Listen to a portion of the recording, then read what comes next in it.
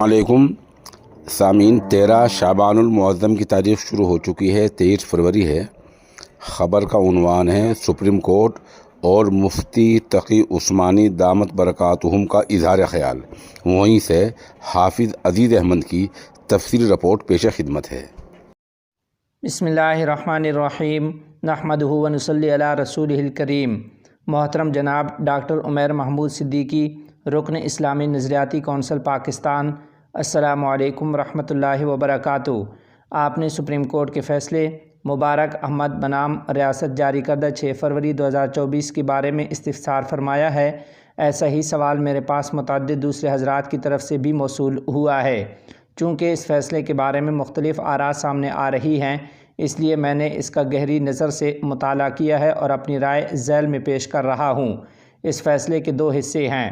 ایک حصہ وہ ہے جس میں ملزم کی سزا یا رہائی سے بحث کی گئی ہے، اور دوسرا حصہ وہ ہے جس میں مذہبی آزادی کے موضوع پر قرآنی آیات اور دستور کی دفعات ذکر کی گئی ہیں۔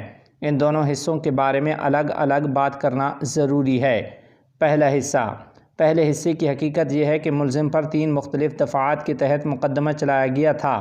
پنجاب ہولی قرآن پرنٹنگ اینڈ ریکارڈنگ ایکٹ 2011 کے تحت اس پر الزام تھا کہ اس نے قادیانی تفسیر صغیر کو تقسیم کرنے اور پھیلانے کا ارتکاب کیا، جو مسلمانوں کے عقیدے کے خلاف قرآن کریم کی معنوی تحریف پر مشتمل ہے۔ اس کے علاوہ اس پر تعزیرات پاکستان کی دفعہ 298B اور 295B کی خلاف ورزی کا بھی الزام تھا۔ تعزیرات پاکستان کے دونوں الزامات کے بارے میں تو سپریم کورٹ کے زیر نظر فیصلے میں یہ کہا گیا ہے کہ یہ الزامات FIR یا چلان میں درج نہیں ہیں، اور نچلی عدالت نے اس پر جو فرد جرم عائد کی ہے وہ قواعد کے خلاف ہے، اس لیے اسے فرد جرم سے خارج کیا جاتا ہے۔ جہاں تک اصل فرد جرم کا تعلق ہے، وہ پنجاب ہولی قرآن پرنٹنگ اینڈ ریکارڈنگ ایکٹ 2011 کی دفعہ 7 اور دفعہ 9 سے متعلق ہے۔ فیصلے میں کہا گیا ہے کہ سن 2021 عیسوی میں اس قانون کی دفعہ 7 اور دفعہ 9 میں تبدیلی کر کے پنجاب ہولی قرآن printing and recording amendment act نافذ کیا گیا۔ ملزم اس ایکٹ کے تحت قابل سزا ہو سکتا تھا، لیکن اس کے مبینہ جرم کا ارتکاب اس قانون کے نفاذ سے پہلے سن 2019 میں ہوا تھا، جب یہ قانون موجود نہیں تھا، اور کسی شخص کو کسی ایسے فعل کی سزا نہیں دی جا سکتی جو اس وقت قابل سزا نہ ہو اور بعد میں قابل سزا بنا ہو۔ اس لیے فیصلے میں سرسری طور پر یہ کہہ دیا گیا ہے۔ لیکن حیرت انگیز بات یہ ہے کہ سپریم کورٹ نے اس بات پر غور نہیں کیا اور نہ اس پہلو سے کوئی گفتگو کی کہ 2019 میں ملزم کے خلاف فرد جرم پنجاب ہولی قرآن پرنٹنگ اینڈ ریکارڈنگ ایکٹ 2011 کے تحت عائد کی گئی تھی، جو اس کے مبینہ ارتکاب جرم سے پہلے نافذ تھا اور اس وقت بھی جرم تھا۔ سن 2021 میں جو ترمیمی ایکٹ آیا، اس نے 2011 کے قانون کو منسوخ نہیں کیا، بلکہ اس میں بھی جرم جوں کا توں برقرار تھا۔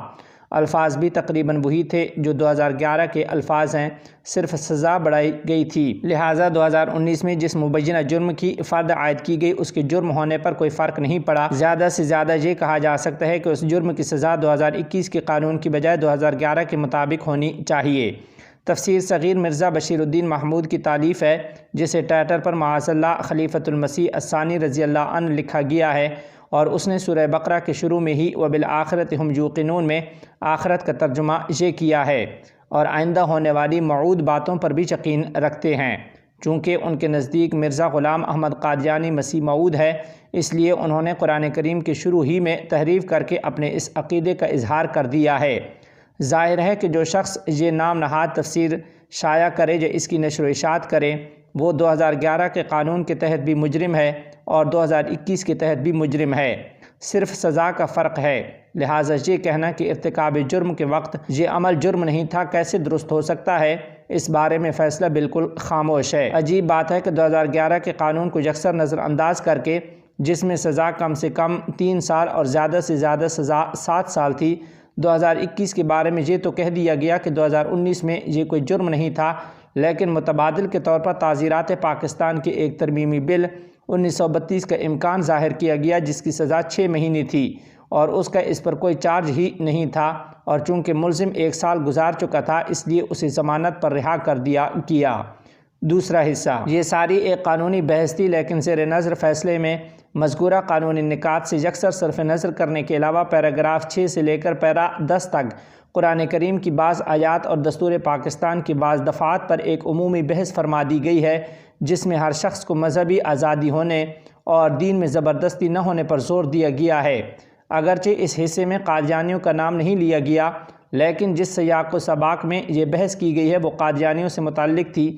اس سے بجا طور پر یہ تاثر لیا گیا کہ یہ تمام احکام قادیانیوں کے بارے میں بتائے جا رہے ہیں، کیونکہ قانونی فیصلہ محض غیر متعلق مضمون نگاری پر مشتمل نہیں ہوتا، بلکہ اس کے ہر حصے کا متعلقہ مقدمے سے تعلق ہوتا ہے۔ اس لیے پڑھنے والوں کا یہ سمجھنے میں کوئی قصور نہیں ہے کہ فیصلے میں قادیانیوں کو تحریف شدہ قرآن شائع کرنے اور اس کی تبلیغ کی اجازت دی گئی ہے، اور اس کی وجہ سے جو انتشار ہوا وہ کچھ بعید نہیں تھا، کیونکہ دستور میں جن آزادیوں کا ذکر ہے وہ ہمیشہ قانون، اخلاق اور شریعت کے تابع ہوتی ہیں۔ مذہبی آزادی کا مطلب یہ ہے کہ جس شخص کا اپنا مذہب اپنے الگ تشخص کے ساتھ قائم ہو تو اسے اس پر عمل کرنے کی آزادی ہے، جیسے عیسائی، یہودی، ہندو، سب کو آئین کے تحت یہ آزادی حاصل ہے۔ لیکن کوئی شخص اپنا الگ مذہب بنا کر اور تمام مسلمانوں کو کافر کہہ کر اپنے مذہب کو اسلام کے نام سے متعارف کرائے تو وہ ایسا ہی ہے جیسے کوئی شخص عیسائی عقائد کو اسلام کی طرف منسوب کر کے یہ کہے کہ میں مسلمان ہوں، یا اپنی طرف سے کتاب لکھ کر یہ کہے کہ یہ قرآن مجید ہے۔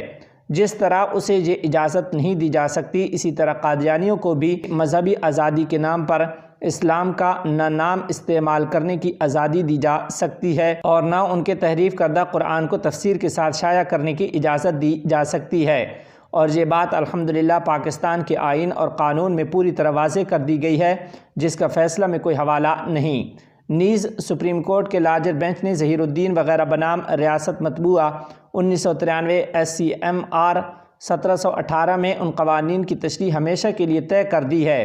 زیر نظر فیصلہ سے اس پر کوئی اثر نہیں پڑتا، لیکن اس طرح کے غیر متعلقہ تبصروں سے انتشار کے سوا کوئی فائدہ نہیں ہوتا۔ ایک اور بات فیصلے کے پیراگراف 8 میں یہ کہی گئی ہے کہ قرآن کریم نے فرمایا ہے کہ ہم نے ہی قرآن نازل کیا ہے اور ہم ہی اس کی حفاظت کریں گے۔ یہ آیت نہ جانے کس مناسبت سے نقل کی گئی ہے۔ کیا مطلب یہ ہے کہ چونکہ اللہ تعالیٰ نے اس کی حفاظت کا ذمہ لیا ہے اس لیے ہمیں اس کی حفاظت کا کوئی انتظام نہیں کرنا چاہیے، اور جو کوئی اس میں تحریف کرے اس کا ہاتھ بھی پکڑنا نہیں چاہیے؟ حفاظت کا ذمہ بے شک اللہ تعالیٰ نے لیا ہے، لیکن وہ یہ کام اپنے بندوں ہی سے کراتا ہے کہ لاکھوں انسانوں بلکہ بچوں کے سینوں میں اسے معجزانہ طور پر محفوظ فرما دیا ہے۔ جناب چیف جسٹس صاحب سے یہ بھی درخواست ہے کہ انہوں نے اپنے ایک اور فیصلے میں حافظ قرآن کو یہ امتیاز دینے سے انکار فرمایا ہے کہ اسے دوسرے علوم حاصل کرنے میں دوسروں پر ترجیح دی جائے۔ اللہ تعالیٰ کے نزدیک ان کا امتیاز طے شدہ ہے، اس لیے انہیں اپنے اس فیصلے پر بھی نظر ثانی کرنی چاہیے۔ بہرحال اس آیت کریمہ کو نقل کرنے سے لوگوں کو یہ تأثر ملا ہے کہ تحریف شدہ قرآن کریم کو کوئی جرم سمجھا نہیں جا رہا ہے، کیونکہ قرآن کریم کی حفاظت کا ذمہ اللہ تعالیٰ نے لے رکھا ہے۔ خلاصہ یہ ہے کہ فیصلے میں بہت سی باتیں قابل اعتراض ہیں، اور سپریم کورٹ کے افسر تعلقات عامہ کی طرف سے جو وضاحت آئی ہے وہ کافی نہیں ہے۔ ہماری رائے میں سپریم کورٹ کو اس فیصلے پر نظر ثانی کرنی چاہیے اور ملزم کو رہا کرنے کے سلسلے میں اوپر جو نکات عرض کیے گئے ہیں ان پر اثر نو غور کرنا چاہیے، اور پیرا 6 سے پیرا 10 تک اس مقدمے سے جو غیر ضروری بحث کی گئی ہے اسے حذف کرنا چاہیے تاکہ کوئی غلط فہمی پیدا نہ ہو۔ تاہم عام مسلمان مطمئن رہیں کہ اس مجمل اور قابل اعتراض فیصلے سے قادیانیوں کے بارے میں شریعت، آئین اور قانون کے طے شدہ موقف پر کوئی اثر نہیں پڑتا، اور یہ خیال غلط ہے کہ اس سے انہیں کھلی چھوٹ مل گئی ہے، لہٰذا کسی انتشار میں مبتلا ہونے کی کوئی ضرورت نہیں ہے۔